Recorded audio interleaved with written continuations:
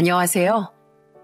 살아가는데 가장 중요한 건 성공만이 아니라고 생각하는 40대 여자입니다. 아무리 돈을 많이 벌고 명예를 가졌다고 한들 곁에 아무도 남아있지 않는다면 그 사람은 행복할까요? 살아가는 고충도 해내는 기쁨도 더는 나눌 사람이 없다면 그 삶은 굉장히 외롭고 공허해지게 되는 것 같아요. 그렇기에 사람은 항상 나를 사랑해주고 곁에 있어주는 누군가에게 감사하는 마음을 가져야 한다고 생각합니다.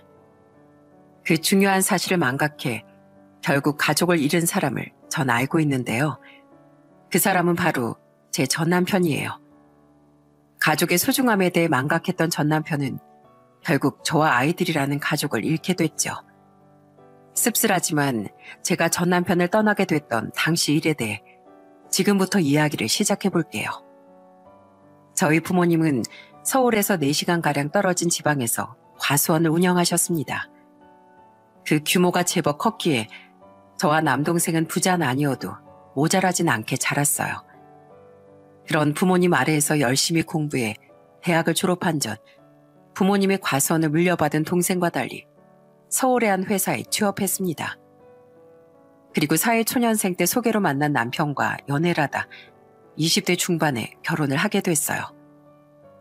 집안 형편도 어렵고 직업도 보잘것없는 날 믿고 결혼해줘서 정말 고마워 지훈아. 남편은 당시 이제 막 9급에 붙은 공무원이었습니다. 그때만 해도 남편은 참 성실하고 착한 사람이었어요. 그랬기에 전 남편의 공시 뒷바라지도 몸을 사리지 않고 해줬던 거죠.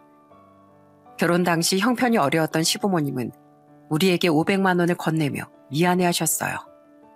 액수보단 우릴 위해주는 그 마음이 감사해 저는 시부모님의 손을 잡고 진심으로 감사하다는 말을 건넸습니다. 그리고 얼마 뒤 친정 부모님께선 무려 5천만 원을 저희에게 지원해 주셨어요. 너무 감사한 나머지 남편은 저희 부모님께 큰절까지 하더라고요. 감사합니다 장모님, 장인어른. 이 은혜 제가 언젠가 꼭 갚겠습니다. 부모가 자식을 도와주는데 무슨 은혜를 갚나. 그저 앞으로 우리 딸 언젠간 태어날 손주들한테만 잘하면서 살면 되지. 나중에 말씀하시길 저희 부모님은 남편이 참 안쓰럽고 한편으론 기특하셨다고 해요. 때문에 가난하게 자란 남편의 고됨을 덜어주려 그렇게 큰 돈을 지원해 주신 거라고 하더라고요. 부모님은 다 같이 술을 한잔할 때 무심코 그 이야기를 꺼내셨는데 그때 남편은 아버지의 손을 잡고 눈물을 글썽였습니다. 전 진짜 복받은 놈이에요. 이렇게 천사 같은 아내를 만난 것도 모자라 이렇게 좋은 장인 장모님까지 만났으니까요. 그걸로 끝이 아니라 저희 부모님은 남편에게 정말 잘해주셨습니다. 남편이 한 계단 한 계단 승진을 할 때면 서울까지 찾아와 비싼 장을 사주시기도 하고 남자라면 비싼 정장이 한 벌쯤은 있어야 한다며 맞춤 정장부터 맞춤 구두, 넥타이까지 풀세트로 뽑아주시기도 했죠. 장인어른, 이건 너무 비싼데요. 하나도 안 비싸. 그리고 남자라면 이렇게 체면을 차려야 할 자리도 분명히 있는 거야. 아이고 우리 사위 이렇게 입혀놓으니까 더 훤칠하구만. 감사합니다 장인어른. 저 꼭 이 옷이 어울리는 성공한 사람이 되겠습니다. 남편은 그런 저희 부모님을 좋아하며 친정에도 잘하려고 노력했습니다. 그리고 저 또한 시댁에 굉장히 잘하려 마찬가지로 노력했어요. 물론 형편 때문에 시부모님이 우리에게 뭔가 많은 것을 해주시지 못했습니다. 하지만 절 귀하게 여겨주려 하시는 그 마음에 대한 감사함과 힘들게 사신 시부모님에 대한 안쓰러움만으로도 제가 시댁에 잘하려고 했던 이유는 충분했어요. 어머님 받으세요. 얼마 안 되지만 두부 맛있는 거 사드시라고 조금 챙겨 넣었어요. 아유 무슨 이런 용돈을 줘. 아니 얼마 안 된다더니 너무 많잖아. 그냥 가져가거라. 네 친정이 좀 여유롭다 뿐이지 너랑 재현이는 아끼고 아끼면서 사는 처지잖아. 열심히 아끼고 있으니까 걱정 마세요. 저번에 어머님이 열무김치 담아주셨잖아요. 이거 그 열무값이에요. 맛이 너무 훌륭해서 그걸 공짜로 먹기가 죄송하더라고요. 아버님, 독감으로 입원까지 하셨던 분이 왜 더 안 쉬시고 빨리 일터에 복귀를 하셨어요. 아휴, 이 며느리 속상하게. 아이고, 네가 하도 유난을 떨고 걱정을 해줘서 병도 무서워서 싹 달아났다. 이 시애비 아프다고 휴가까지 써서 내려와서 간병해주는 며느리가 세상에 어디 있니? 네 덕분에 내가 친구들 사이에서 고개가 아주 빳빳해졌어. 다들 나를 엄청 부러워해. 아주 효부가 들어왔다고 말이야. 내 쉬엄쉬엄 일할 테니까 아무 걱정 말거라. 또 아팠다가 너한테 무슨 잔소리를 들으라고? 치, 저 듣기 좋으라고 괜히 더 좋게 말씀해 주시는 거죠? 아무튼 약속하셨어요. 쉬엄쉬엄 일하시기로. 저번에 제가 사다 드린 보약도 꼭 빼먹지 말고 매일 드시고요. 저는 시부모님께서 부담스럽지 않게 이 핑계 저 핑계를 대며 용돈도 챙겨드리고 선물도 사드렸어요. 시부모님이 아프실 땐 그런 일엔 좀 둔했던 남편을 대신해 더욱 두 분을 살뜰히 챙겨드렸죠. 남편의 첫째 동생인 큰 시누인 저희가 결혼한 다음에 곧장 시댁에서 먼 지역으로 시집을 갔고 철없는 막내 시누이가 두 분을 챙길 리는 만무했으니까요. 시부모님과 남편은 그런 저에게 참 고마워했습니다. 그 마음만으로도 충분히 보람이 차오르더라고요. 여보, 능력 없는 남편 만나서 당신이 참 고생이 많아. 늘 고맙고 미안해. 별소리를 다 한다. 이렇게 다정하고 착한 남편이 세상에 또 어디 있겠어. 난 당신 지금 이대로가 최고로 좋아. 그러니까 고맙다는 좋지만 미안은 하지 마. 결혼 초만 해도 저와 남편의 사이 또한 굉장히 좋았습니다. 남편은 결혼 당시만 해도 실수령액이 채 130만 원이 안 되던 자신의 월급에 대해 미안해했어요. 당시만 해도 제가 남편보다 더 잘 벌었으니 남자로서 자존심도 상했던 거죠. 하지만 저는 신경 쓰지 말라며 그런 남편에게 웃어 보이곤 했습니다. 돈을 더 벌어오는 것보다 저와 훗날 태어난 아들, 딸에게 잘하려고 노력하던 남편의 다정함이 훨씬 가치 있다고 생각했거든요. 우와, 당신 정말 대단하다. 어떻게 우리 월급을 굴려서 그 큰 돈을 만들었어? 난 진짜 결혼 안 한 기가 막히게 잘한 놈이야. 고마워, 여보. 그동안 고생 많았어. 저는 남편이 제게 미안해하는 모습이 보기 싫었습니다. 때문에 남편의 기도 살리고 가족 모두를 위해 정말 열심히 돈을 모았어요. 안 입고 안 먹으며 돈을 쪼개고 또 쪼개 모았죠. 그 결과 우린 썩 넓지 못한 빌라에서 아파트로 이사도 갈 수 있었습니다. 결혼한 지 고작 몇 년이 채 안 되어서요. 비록 브랜드 아파트도 아니고 연식도 좀 되긴 했었지만 정말 뿌듯했습니다. 이 순간을 위해 제가 애 둘을 임신했을 땐 만사까지도 쉬지 않고 일을 하고 이후로도 다 회복되지 못한 몸을 이끌고 최대한 빨리 복직을 했구나 싶더라고요. 여보, 주말인데 또 나가? 오늘 윗분들 등산 가신다는데 따라가서 뭐라도 손을 보태드리려고. 당신을 직접 부른 것도 아니라며. 근데 거길 기어코 가야겠어? 안 부르셨어도 그렇게 계속 얼굴 비추고 잘하면 분명 빛을 발할 날이 올 거야. 나 때문에 고생하고 산 당신 내가 꼭 호강시켜주려면 하루라도 허투루 살지 말아야지. 남편은 그런저런 호강시켜주겠다며 정말 열심히 일했습니다. 상사들이 모이는 사석에 따라다니는 것도 따라다니는 거지만 남편은 일도 정말 열심히 했어요. 무슨 프로젝트라도 참여하게 되면 온종일 머리를 싸매고 고민하며 일에 몰두했죠. 그러니까 남편은 승진의 사활을 걸었던 겁니다. 심지어 남편은 자신에게 갑질을 하는 상사들에게도 싫은 소리 한 번 안 했습니다. 뭐? 대리운전을 해주러 간다고? 이 밤에? 내가 먼저 언제든 불러달라고 부탁드렸어. 그래서 평소에 날 얼마나 예뻐하시는데 일도 잘하는 사람이 싹싹하기까지 하다고 말이야. 세상에 깨끗하고 청렴한 공무원분들이 훨씬 많다지만 아무래도 위계 질서가 있는 곳인지라 남편의 헌신을 이용해 먹는 상사도 간혹 있었어요.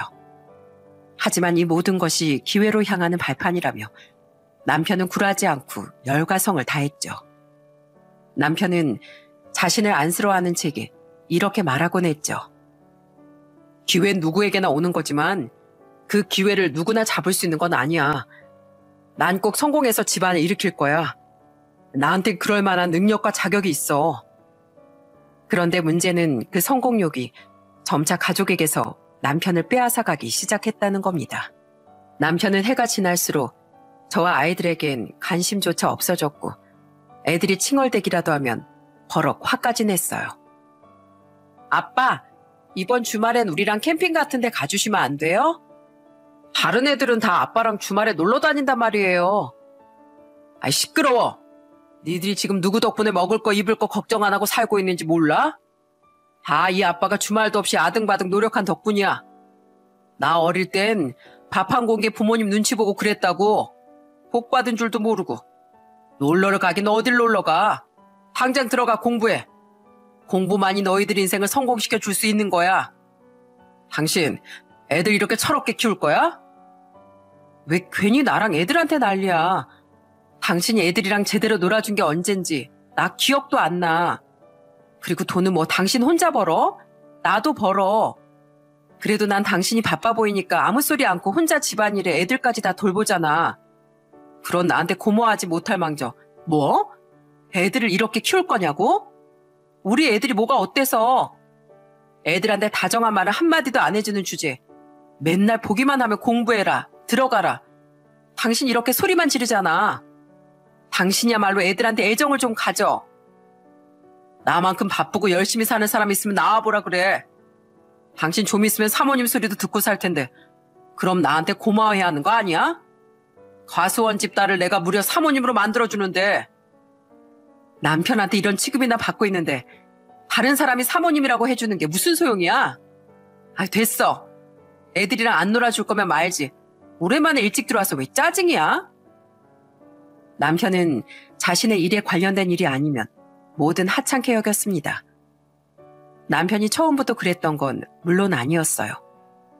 남편은 처음엔 일도 열심히 했지만 가족과 시간을 보내는 날도 많았죠. 그런데 성과와 능력을 인정받아 초반에 빠른 승진을 경험하자 그때부터 남편 안에 있던 욕심이 마구 몸집을 불리기 시작한 거예요. 평생 가난하게 살았던 남편에게 불이 붙기 시작한 자신감은 사회적 계급을 한 계단 올라갈 수 있다는 희망이 됐던 겁니다. 그래도 거기까진 이해했는데 남편의 행동이 갈수록 거만해졌으니 그게 문제였던 거예요. 너희들 이리 와봐. 너희 요새 학교에서 몇 등 해? 뭐? 반에서 중간은 간다고? 아니, 윤재현이 자식들이 고작 중간? 너희 아버지가 공부 열심히 하라고 했어, 안 했어? 저흰 그래도 노력한 거예요, 아버지. 뭐? 결과가 형편없으니까 이 아버지가 혼을 내는 거지. 어디서 말대답이야? 이 아버지가 해줄 거 다 해줬으면 니들도 나중에 성공한 사람이 돼서 이 아비 길을 살려줘야지. 안 되겠다. 니들 오늘부터 밥 반 공기씩 적게 먹어. 배가 고파 봐야 니들 코피 터져가면 공부를 할 거 아니야. 여보, 애들이 노력했다잖아. 그리고 요즘 시대가 어떤 시대인데 뜻도 없는 공부 좀 못한다고 밥을 주려? 진짜 내가 애들 앞에서 화를 안 내려고 해도 그럴 수가 없어. 이건 애들 정세 못할 짓을 하는 거야. 정신 좀 차려. 게다가 우리 애들 고작 초등학생이라고. 당신이야말로 왜 사사건건 내 말에 시비야? 나와봐. 고작 말단 공모로 시작한 내가 어디까지 올라왔는지. 그것도 남들은 여지가 아래에서 미적대고 있을 기간에 난 초고속 승진을 이어왔어. 이게 다 수단 방법 안 가리고 열심히 한 덕분이잖아.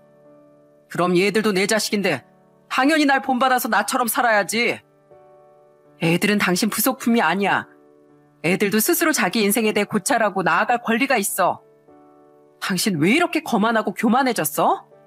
물론 당신이 대단한 건 인정하지만 그게 애들을 괴롭힐 수 있는 정당한 이유는 못 돼. 남편은 무조건 자기 말이 맞다고만 우기는 벽창호가 되어갔어요. 저는 그런 남편에게서 애들을 감싸려 기를 쓰고 싸웠죠. 물론 남편이 대단한 건 인정했어요. 남편은 말 그대로 정말 초고속 승진을 이어갔고 크게 세운 성과와 공로를 인정받아 한 번은 그 어렵다는 특별 승진을 하기도 했거든요. 그렇게 한 급 한 급 계급이 올라갈 때마다 남편의 기고만장은 하늘을 찔러갔던 거죠. 그에 따라 승진 소식을 전하던 남편의 말투도 점점 거만해져 갔습니다. 여보, 나 8급으로 승진했어. 이게 다 당신 덕분이야. 여보, 나 7급으로 승진했어. 기념으로 다 같이 외식할까? 여보, 나 6급 됐어. 아, 진짜 나처럼 잘난 사람은 숨겨지질 않는다니까. 멍청한 동기들은 아직도 저 밑바닥에 있는데 다들 왜 나처럼 노력을 안 하고 사는 거야? 시간이 흘러 남편은 남들은 입을 틀어막을 정도로 놀라운 짧은 기간 만에 5급까지 승진했습니다. 그때 어깨가 하늘까지 치솟은 남편은 그때부터 정치에 대한 꿈까지 꾸기 시작하더라고요.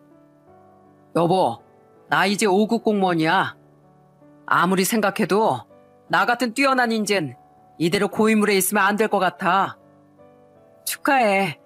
그렇게 열심히 하더니 당신 정말 대단하다. 당신 노력과 집념은 정말 인정해. 그런데 고인물이라니? 나 아무래도 더 넓은 판으로 나가야 할 것 같아. 이대로 인맥도 잘 쌓고 더 위로 올라가서 나 정치에 한번 도전해보려고. 지금 당장은 아니더라도 충분한 시간을 투자하면 분명 해낼 수 있을 것 같아. 가족도 제대로 돌보지 못하는 사람이 어떻게 국민을 돌볼 수 있겠냐고 말하고 싶었습니다. 하지만 큰 꿈에 부풀어 있는 데다 승진 소식에 기뻐하고 있던 남편에게 그런 초를 치긴 힘들더라고요. 아무리 미운 구석이 있어도 제 남편인데 아내가 돼서 힘 빠지는 말만 늘어놓긴 싫었어요. 애들 문제에 관해선 물러설 수 없었지만 평소엔 최대한 남편을 존중해주고 싶었죠. 그랬기에 집안일도 육아도 계속해서 군소리 없이 혼자서 해나가며 시댁도 잘 챙겼던 거예요. 여보, 나 차 좀 새로 뽑아야겠어. 정장도 새로 사고. 요즘 고위직에 있는 윗분들도 자주 만나고 지역 경제인들과도 볼 일이 많은데 나도 체면을 좀 차려야 하지 않겠어? 곧 정치까지 할 사람인데 품위를 지켜야지. 진짜 존경받는 정치인은 항상 검소하고 겸손해야 하는 법이야. 진짜 정치를 하고 싶으면 그런 허세 말고 겸손부터 배우는 게 좋지 않겠어? 이래서 뭘 모르는 사람들하고 말이 안 통한다니까. 겉모습이 후줄근한 사람한테 난다긴다 하는 사람들이 곁을 내어줄 것 같아? 사람은 다 끼리끼리 모이고 싶어 하는 거야. 그러니까 내가 그 사람들처럼 수준을 높여야 그 사람들을 인맥으로 만들 수 있는 거라고. 이 바닥은 결국 인맥 싸움이야. 아휴, 윗분들 말씀 들어보면 높은 분들 딸이나 부잣집 딸을 아내로 들여서 집에서 말도 잘 통한다는데. 뭐? 지금 그거 나 들으라고 한 말이야? 뭐 나랑 대화가 안 통한다 이거야? 말이 그렇다는 거지 말이. 솔직히 따지고 말해서 처가가 잘 살았으면 내가 조금이라도 더 빨리 정치계에 입문할 수 있지 않았겠어? 당신 부모님 사정이나 생각하고 그런 말 해. 우리 결혼할 때 당신 집에서 500만 원 해줄 때 우리 집에서 5천만 원 해준 거 잊었어? 게다가 우리 부모님이 당신한테 얼마나 잘해주셨어? 내가 돈 가지고 잘했다 못했다 말하긴 싫지만 당신 지금 하는 말이 너무 괘씸해서 하는 말이야. 우리 부모님은 비록 돈은 없으시지만 나한테 이 좋은 머리와 집념 넘치는 성격을 물려주셨잖아. 남편은 갈수록 허세만 늘어갔습니다. 경제인들과 고위직 상사들 뒷공무를 쫓아다니며 자꾸 허상에만 빠져갔던 거죠. 그러면서 이젠 저와 친정까지 무시하는 발언을 하는데 정말 기분이 나빠서 참지 못하겠더라고요. 그리고 남편은 점점 시댁과 친정을 차별하기까지 했습니다. 남편이 친정 부모님께 무례하게 굴었다는 건 아니지만 친정에 가기도 귀찮아하고 챙길 땐 시댁만 얌체같이 챙겼어요. 시댁엔 지난달엔 2번이나 다녀왔는데 왜 우리 부모님 뵈러는 가기 싫다는 거야? 저번에도 나 혼자 애들만 데리고 다녀왔잖아. 우리 부모님이 오죽 서운했으면 그러시더라. 윤서방은 얼마나 큰 중책을 맡았길래 이렇게 공사다망하냐고. 우리 집은 1시간 조금 더 걸리면 가는데 처간 너무 멀잖아. 그런 사람이 저번에 큰아가씨 어떻게 사는지 본다고 그 남쪽 끝까지 다녀왔냐? 걘내 동생이니까 그렇지. 장인 장모님도 중요하지만 어쨌든 나한테 제일 소중한 건 우리 부모님이랑 내 동생들 아니야? 그렇게 우리 부모님도 중요하게 생각해서 저번에 외국 출장 다녀와서 우리 부모님 선물만 쏙 빼놓고 시댁 식구들 선물만 사왔냐? 그리고 당신 저번 명절에 친정에선 아무 말 없더니 어머님 아버님께는 200만 원이나 드리고 왔더라. 어머님은 당연히 내가 아는 줄 알고 고맙다고 말씀하셨는데 내가 몰랐던 걸 아시고 엄청 미안해하셨어. 어머님은 괜히 민망하게 무슨 죄야? 내가 나 낳아주신 부모님께 그 정도도 마음대로 못 드려? 그래서 나 낳아주신 우리 부모님께 내가 따로 챙겨드렸다. 왜? 내가 지금 돈 때문에 그래? 난 양가 차별하지 않으려고 당신하고 뭐든지 상의해서 부모님들 챙겼어. 그런데 당신은 예전엔 그렇게 고맙다 감사하다 하더니 이젠 우리 부모님은 무시하고 당신 부모님만 챙기고 있잖아. 괜히 자기도 찔리니까 나한테는 아무 말도 안 하고. 사람이 왜 그렇게 치졸해? 물론 성공해서 자기 가족을 챙기는 거야 자율하지만 저는 그 심보에 화가 나고 서운했던 겁니다. 오죽 남편이 치사하게 굴었으면 중간에서 시부모님이 대신 저에게 사과를 하곤 하셨어요. 제가 말하지 않았어도 눈치가 빤하니 눈치를 채시고서 말이죠. 그렇게 시부모님은 참 좋은 분들이셨는데 자식인 남편은 대체 왜 저러나 싶더라고요. 그래도 애들도 있고 하니 산 세월을 생각해 부글부글 끓고만 있던 어느 날엔 막내 시누이가 또 제 속을 뒤집더군요. 막내 시누이는 저희 딸이 중학교 2학년, 아들이 고등학교 1학년일 때 이혼을 당했습니다. 뒤늦게 결혼을 하긴 하더니 곧장 직장도 그만두고 사치만 일삼다 고작 결혼 3년 만에 쫓겨난 거죠. 그리고 그때 시누이는 홀로 서길 위해 구직을 하겠다며 서울에서 떨어진 시댁이 아닌 저희 집으로 왔더라고요. 저에게 상의도 없이 막무가내로 말입니다. 아무리 그래도 말은 하고 오셨어야죠. 저 말했는데요. 오빠한테요. 그리고 가족 좋다는 게 뭐예요. 이혼당한 시누이가 불쌍하지도 않아요. 새언니 참 야박하다. 원래도 너무 생각 없이 막말을 하던 시누이를 별로 좋아하지 않았었는데 기가 찼습니다. 저는 아직 집에 들어오지 않았던 남편에게 전화해 따졌어요. 그러자 남편은 뭘 그런 걸 갖고 그러냐는 듯 시큰둥하게 이러더군요. 그럼 오빠가 돼서 갈 곳 없는 동생을 집에도 못 받아줘? 당신한테 미리 말하든 안 했든 뭐가 문제야? 어차피 받아줬을 건데 애가 쭉 눌러 살겠다는 것도 아니고 서울에 새로 구직하고 직구하면 나가겠다잖아. 가족끼리 그 정도는 좀 참아줄 수도 있는 거 아니야? 어떻게 사람이 배려가 없어도 이렇게 없을 수 있답니까? 그나마 제게 미안해했던 건 뒤늦게 그 사실을 알게 된 시부모님이었어요. 열딱지가 났지만 그래도 잠시만 머물겠다는 시누이의 말에 저는 꾹 참기로 했습니다. 남편 말대로 이혼당하고 갈 곳도 없던 시누이, 제 동생이라고 생각하면 차마 곧장 내쫓을 순 없겠더라고요. 그리고 금세 나가겠다던 시누인 구직은커녕 아르바이트도 한번 하지 않고 집안일조차 거둘 생각도 없이 무려 3개월을 놀고 먹었어요. 당신 또 아가씨한테 용돈 줬어? 애가 사고 싶은 게 있대서. 그 용돈이 아까운 게 아니라 당신이 그렇게 자꾸 돈을 주니까 아가씨가 취업할 생각을 안 하잖아. 알아서 하겠지. 그리고 당신 혹시라도 내 동생한테 집안일 하라거나 음식 축내는 걸로 눈치 줄 생각 절대 하지 마. 아무리 못나도 윤지연이 동생인데 내가 사모님 소리 듣게 해줬으면 내 동생 정도는 챙겨줄 수 있잖아. 그놈의 사모님. 난 그딴 소리 필요 없다고. 그리고 며느리가 무슨 죄인이야? 나도 일하느라 힘든데 왜 당신하고 애들 수발도 모자라서 아가씨 수발까지 들어야 돼? 아가씨 하다못해 입던 속옷까지 뒤집어서 내놓더라. 우리 아들도 보는데 창피한 줄도 모르고. 내가 남의 편이랑 결혼한 건지 왼수랑 결혼한 건지. 길다면 긴 3개월이나 그런 얄미운 시누이를 참아줬던 건 저에게 미안해하던 시부모님도 있었지만 시누이가 같은 여자였기 때문이었어요. 그래, 아무리 자기 잘못으로 이혼했다고 한들 상심이 컸겠지. 구직이고 뭐고 마음 추스를 시간은 필요하겠지 하고 애써 시누이를 이해하려고 했던 거죠. 양말이나 옷을 아무데나 벗어놓고 빨아달라고 해도 다 차려놓은 밥상에 앉아 밥만 쏙 먹고 일어나며 오늘 국이 짰네, 내가 좋아하는 반찬이 없네 해도 말입니다. 하지만 3개월이 지난 제 생일날 제 인내심은 바닥이 나고 말았어요. 엄마, 뭐야, 우리 딸 왜 울어? 오늘 엄마 생일이어서 내가 유명한 케이크 가게 예약해서 엄마 케이크 사왔었거든?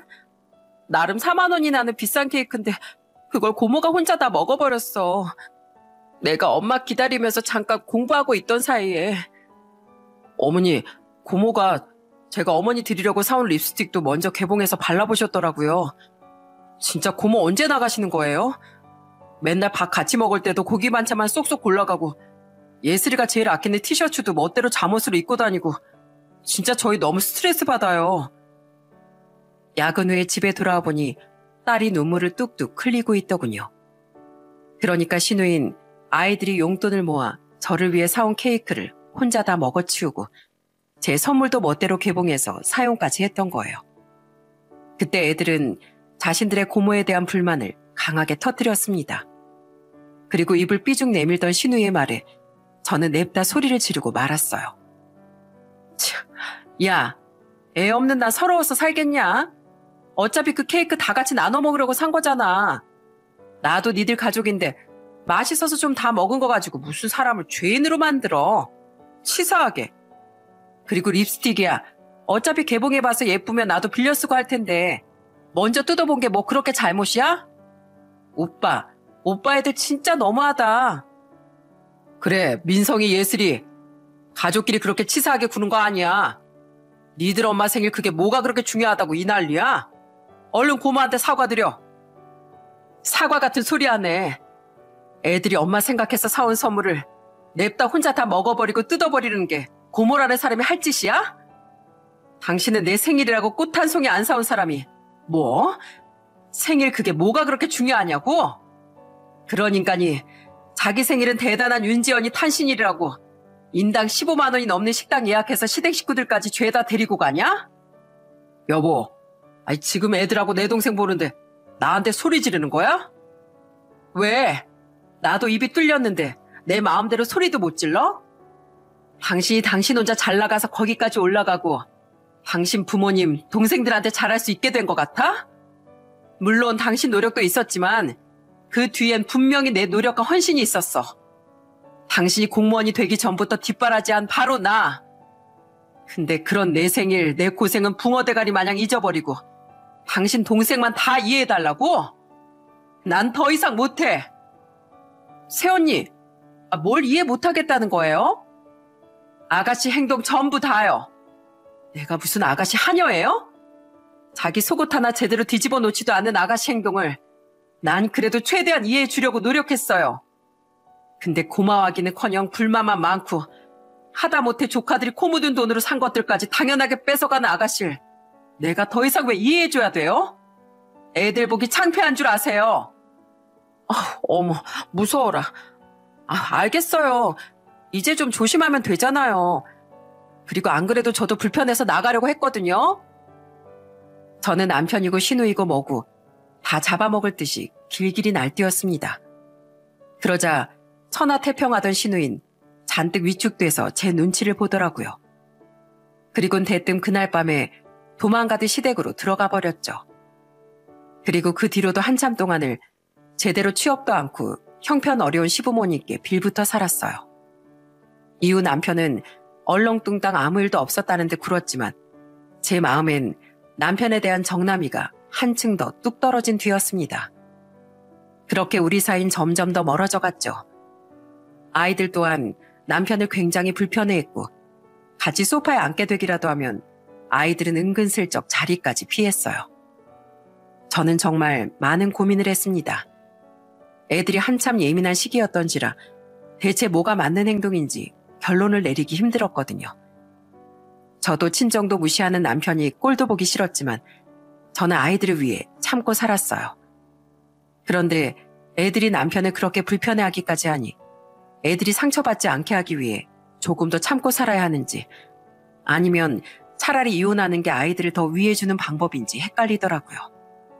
남일이면 이래라 저래라 훈수라도 두겠지만 막상 내 일이 되니 정말 쉽지가 않더라고요. 저와 비슷한 사연을 가진 사연자분들이 왜 이런 상황에 참고 사는지 답답할 때들 있으시죠? 하지만 비슷한 시기를 겪었던 사람으로서 저는 답답하긴 해도 이해가 가긴 가더라고요. 애들 문제가 중간에 끼어 있으면 부모로서 정말 경솔하게 행동하기 어려우니까요. 하지만 시누이 일이 있던 이듬해, 그러니까 남편이 무려 19년 만에 이례적이고 초고속인 승진으로 4급 공무원이 됐던 해 추석에 제 인내심은 뻥 터져버리고 말았어요. 뭐? 뭐가 어쩌고 어째? 그때 남편이 별다른 사고를 친 것도 아니었습니다. 그저 부풀 대로 부풀어 있던 풍선에 날카로운 바늘구멍 하나가 났던 거죠. 추석 전전날 저녁, 저는 남편에게 황당한 말을 듣게 됐어요. 다음날 아침 일찍 음식 준비를 위해 시댁에 갈 준비를 하고 있는데 남편이 대뜸 이번 추석에 친정엔 안 가겠다고 말을 하는 거예요. 그리곤 황당해서 되묻는 제 말에 남편은 태연하게 대답했어요. 추석 당일에 나 지역 경제인들 좀 만나기로 했어. 그러니까 처간 당신 혼자가 애들도 데리고 가든가. 아니, 가뜩이나 친정이 귀찮다고 얼굴도 안 비추던 사람이 이제 명절에도 안 가겠다고? 경제인들? 그 사람들은 가족도 없대? 민족 대명절인 추석을 안 샌대? 못 나오는 사람은 못 나오지. 중요한 자리는 아니고 간단하게 술 한잔 곁들이는 자리야. 그러면 당신도 안 가면 되잖아. 경제인도 아닌 공무원인 사람이 왜 그런 자리까지 다 끼면서 처가를 안 간대? 내일 있는 모임도 참석 못하는데 그날만은 가야지. 내일하고 명절 당일 아침까진 부모님 댁에 있어야 하잖아. 그래도 명색이 명절인데 장남이 집을 지켜야지. 진짜 기가 차서 자기 부모님만 부모고 우리 부모님은 필요 없다 이거야? 그래, 그럼 나도 내일 시댁 가서 음식 안 하고 바로 친정 갈게. 공평하게. 그 말도 안 되는 소리 하지 마. 우리 집안을 뭘로 보는 거야? 명절에 하나뿐인 며느리가 안 오면 우리 부모님이 얼마나 서운해하시겠어? 당일 점심에 가면 되잖아, 처가는. 나 빼고 당신 혼자. 뭐 이런 인간이 다 있어? 이것은 내로남불 아니야? 게다가 제가 약이 오를 대로 올라서 저도 시댁에 안 가겠다고 했더니 발끈하더군요. 세상에 이런 내로남불이 어디 있답니까? 맨날 잘난 윤시지방거리더니 친정에서 받은 건 하나 생각도 안 하고 남편은 시댁만 중요하다고 우기더라고요. 그 부릅뜬 눈을 보는데 정말 환멸이 밀려왔습니다. 그리고 결국 참고 참았던 제 인내심이 터져버린 거예요. 그와 동시에 숱하게 고민했던 이혼에 대한 결론이 난 전 화장대로 달려가 서랍을 열었어요. 이게 뭐야? 뭐긴 뭐야, 이혼 서류지. 그래, 친정 가지 마. 근데 나도 시댁 안 갈 거야. 영원히. 친정도 앞으로는 당신 없이 영원히 아주 검은 머리 팥불이 될 때까지 혼자 갈 거야. 제가 그 서랍에서 꺼내 남편의 얼굴을 향해 던진 건 바로 이혼 서류였습니다. 항상 망설이며 고이 모셔두기만 했던 결판장이었죠. 남편은 제 말을 듣고 이혼 서류를 보더니 표정이 싹 굳더라고요. 이혼? 이혼이 장난이야? 나 정치할 사람이야. 그런 사람한테 이혼이 얼마나 큰 흠인 줄 알아?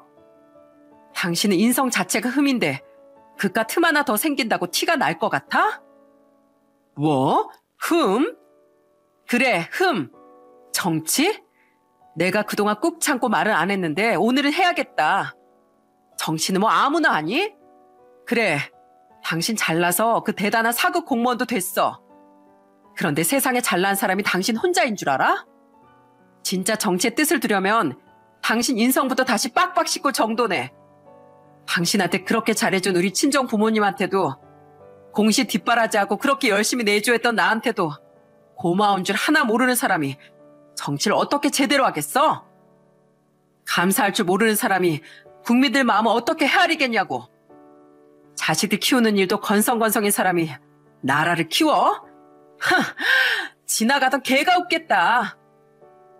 속으로만 담아뒀던 제 윽박지름에 남편의 얼굴은 순식간에 달아올랐습니다. 저는 멈추지 않고 계속 소리쳤어요. 왜? 약 올라? 열받아? 근데 반박은 못하겠지? 내 말이 틀린 게 하나도 없으니까. 뭐? 고위직 정치인들은 좋은 집 딸들 만나서 대화도 잘 통하고 처가덕도 많이 본다고? 그런 집 딸들이 애초에 당신하고 결혼을 왜 했겠니? 자기 처진 생각도 못하고 황새만 따라다니면서 가랑이가 찢어지기 직전인 당신을 그런 집안에서 왜 사위로 들이겠냐고. 꿈 깨라 인간아. 정치도 진짜 나라를 위해서가 아니라 자기 성공력을 위해 산다는 사람을 누가 뽑아주겠냐? 당신 말 다 했어? 더하면 나 진짜 안 참어. 나야말로 더는 안 참아. 너 같은 인간도 남편으로서 존중해준다고 참고 참은 내가 말미잘이고 천치다. 세상에 비웃는다고 해도 내가 할 말이 없어. 네가 그렇게 무시하는 나랑 친정은 이 가족 목록에서 빠져줄 테니까 어디 그렇게 잘난 윤씨 집안만 잘 챙기면서 잘 살아봐. 당신 같은 인간이 정치인으로 대성하면 내 손에 장을 지진다. 나 분명 경고했어. 나 지금 2번 참았다. 어쩌라고 쪼다야. 2번을 참든 200번을 참든 혼자 알아서 해.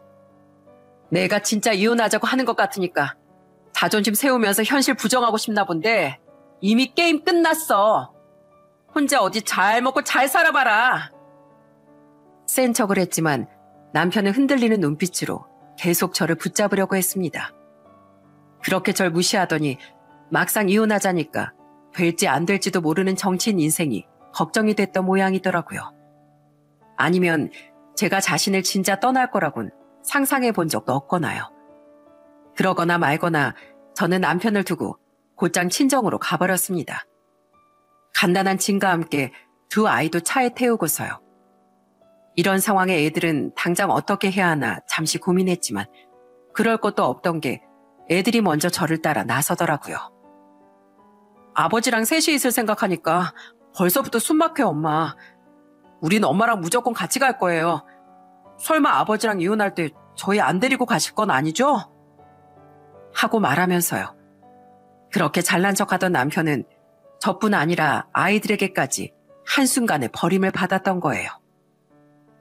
아이고 지훈아, 이 야밤에 갑자기 어쩐 일이야? 윤서방은? 아이고 우리 강아지들 얼른 들어와. 갑자기 들이닥친 절 보며 부모님과 합가해서 살고 있던 남동생 내외는 굉장히 놀랐습니다. 저는 우선 아이들을 방으로 들여보내고 가족들에게 자초지종을 설명했어요. 눈물도 나지 않고 열불만 터져 눈앞에 맥주를 벌컥벌컥 들이키면서요. 그때 아빤 제 등을 쓰다듬으며 한숨을 쉬셨죠. 에휴, 네가 별말 안 했어도 우리도 눈치가 있는데 윤서방이 편해도 너무 편한 걸 어떻게 몰랐겠니? 그래, 잘 결정했다. 가정을 지키는 것도 중요하지만 아닌 것 같으면 돌아설 줄도 알아야 하는 거야. 그리고 지금은 몰라도 윤서방 같은 사람은 나중에라도 반드시 후회하기 마련이다. 그러니 억울해하거나 분통 터져 할 것도 없고 그저 앞으로 내 애들이랑 셋이 잘 살아갈 생각만 하거라. 그때 아빠의 말씀은 제게 큰 힘도 되고 위로도 되어 주었습니다. 다음 날 전 시어머니께 전화해 사정을 말하며 이혼할 거라는 말씀을 드렸어요. 그래도 시부모님은 좋은 분들이었으니 놀라시기 전에 먼저 인사를 드려야 할 것 같았거든요. 죄송해요 어머님. 저도 정말 끝까지 가정을 지키고 싶었는데 더는 안 되겠어요. 저도 자식인데 저희 부모님을 무시하는 사람을 더는 남편으로서 존중해 줄 수 없어요. 아이고, 재현이 그놈이 결국 이런 사달을 냈구나. 애미 네가 우리한테 얼마나 지극정성이었는데 그놈이 누구 덕에 거기까지 올라갔는지도 모르고. 내가 대신 사과하마 애미야. 미안하고 참 고마웠다. 잠시 뒤 혼자 시댁에 도착했는지 시어머니께 말을 전해들은 남편이 제게 전화를 걸었더군요. 그리곤 한심하게도 화를 냈죠. 당신, 난 그래도 어떻게 될지 모르니까 가족들한테는 아무 말 안 하려고 했는데 그새 그걸 기어코 말했어? 우리 부모님 놀라실 건 생각 못해? 이건 감히 우리 집안을 무시하는 행동이야. 뭘 어떻게 될지를 몰라? 얼마나 희망에 절어 있는 거야? 난 이혼할 거라고 분명 말했어. 그리고 난 당신 집이 아니라 당신을 무시하는 거거든? 당신의 집은 당신이랑 당신 막내 동생만 아니면 아주 훌륭한 집안이야. 당신 집안의 오게티는 바로 당신이라고, 이 인간아. 잔말 말고 명절 끝나면 법원 갈 준비나 해. 그래, 난 봐줄 만큼 봐줬는데 당신 뜻이 정 그렇다면 그래, 이혼해 줄게. 어디 나중에 TV에 나온 날 보고 엉엉 울면서 후회하지나 마. 당신이나 후회하지 마. 전화해서 엉엉 울지도 말고. 그렇게 명절이 끝난 후 저는 아이들과 임시 거처를 얻어 머물다 집을 구해 이사를 했습니다. 그리고 남편과 깔끔하게 재산 분할을 하고 양육권과 양육비도 받아내며 이혼을 했죠. 아이들이 저와 함께 살길 강력하게 원하기도 했기에 법원이 제 손을 들어줬거든요. 솔직히 처음엔 아무리 아빠를 싫어했어도 아이들이 힘들어하진 않을까 걱정이 되더라고요. 하지만 아이들은 이제 정말 숨통이 트인다며 너무 행복해 하더라고요. 심지어 그렇게 하기 싫어하던 공부에도 뒤늦게 재미를 붙였습니다. 전엔 하도 아버지가 강요해서 저도 예슬이도 공부를 더 싫어했던 것 같아요. 그런데 그런 아버지 잔소리가 없으니까 오히려 지금은 더 재미도 있는 것 같아요. 아버지가 시켜서가 아니라 대학에 가고 싶다는 마음이 드니까 자발적으로 더 하고도 싶고요. 맞아, 엄마. 아빠는 우리한테 관심도 없었으면서 맨날 윽박지르기만 했잖아. 맨날 우리 듣는 앞에서 외갓집도 무시하고. 우리 외할머니, 외할아버지가 얼마나 좋은 분들인데 그럴 때마다 우리 진짜 화났었어. 아이들이 마음 편해하니 그건 다행이라고 생각했지만 한편으론 참 미안하고 씁쓸했습니다. 아이들에게 힘든 가정 환경을 만들어줬다는 사실 때문에요.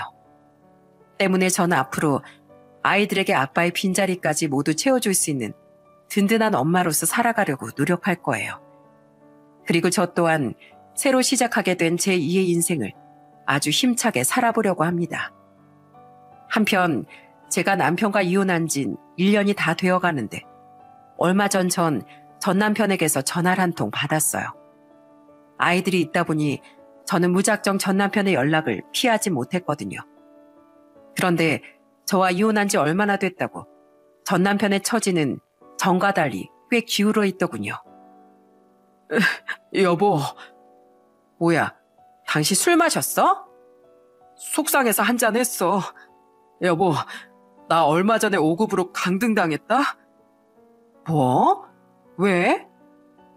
아니, 지역업체 사람들이 나한테 앞으로 잘 부탁한다고 선물을 주더라고. 그렇게 비싼 것도 아니었어. 근데 누가 그걸 내부에 꼰지른 거야. 그래서 그 살림에 보탬도 안 되는 선물을 뇌물이랍시고 나를 강등시켜버렸어. 내가 평소에 나를 위해 얼마나 열심히 일했는데 고작 그깟 선물 쪼가리 몇 개 받았다고 진짜 너무하지 않아? 강등된 날 누가 또다시 승진시켜주겠어. 이미 윗선에 딱 찍혔을 텐데. 그렇게 되자마자 경제인들도 윗선에서도 날 모른 채 하더라. 정치고 뭐고 내 인생 완전히 꼬였어.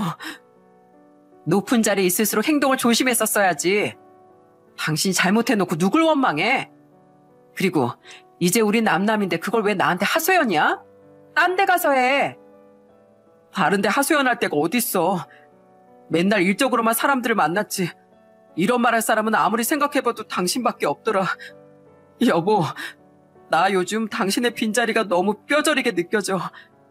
가정부를 불러서 살림을 맡겨봐도 당신이 하던 것만큼 깔끔하지도 밥이 맛있지도 않고 집에 온기라곤 하나도 느껴지지 않아.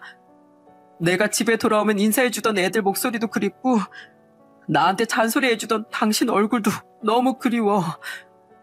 당신이 그렇게 좋아하는 부모님하고 동생들 있잖아. 거기다가 얘기해.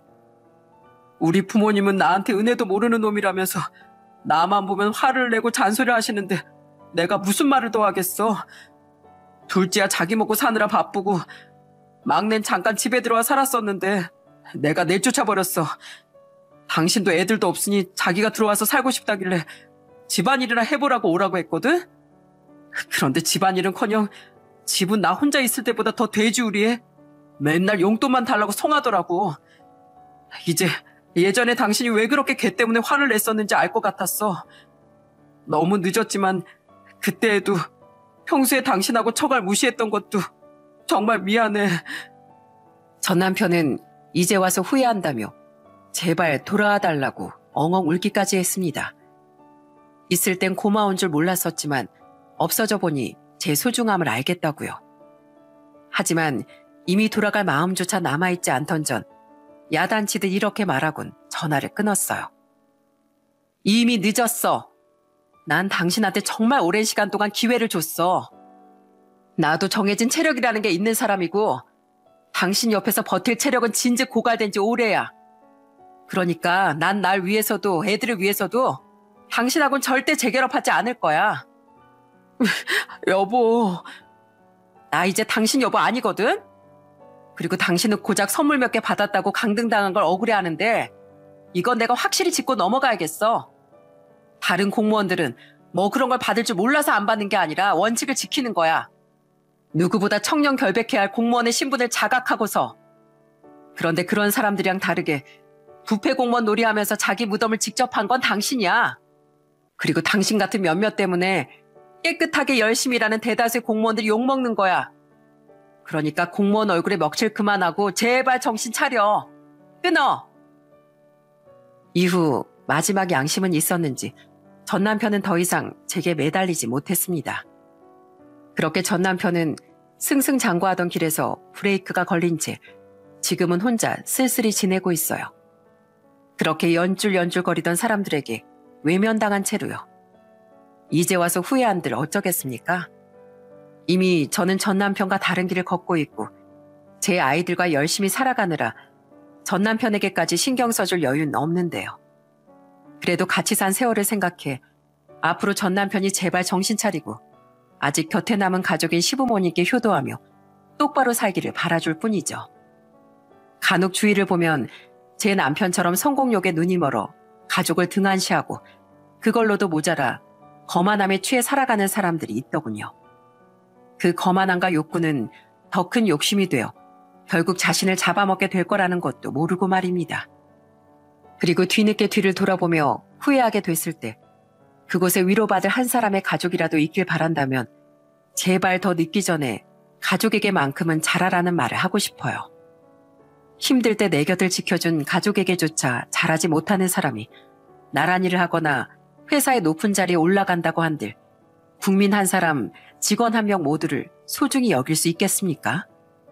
진정한 성공은 내 가정을 잘 지키는 일로부터 시작된다는 걸 많은 분들께서 꼭 잊지 말았으면 합니다. 그럼 전 이만 여기서 인사드릴게요. 여기까지 들어주셔서 진심으로 감사드립니다. 안녕히 계세요.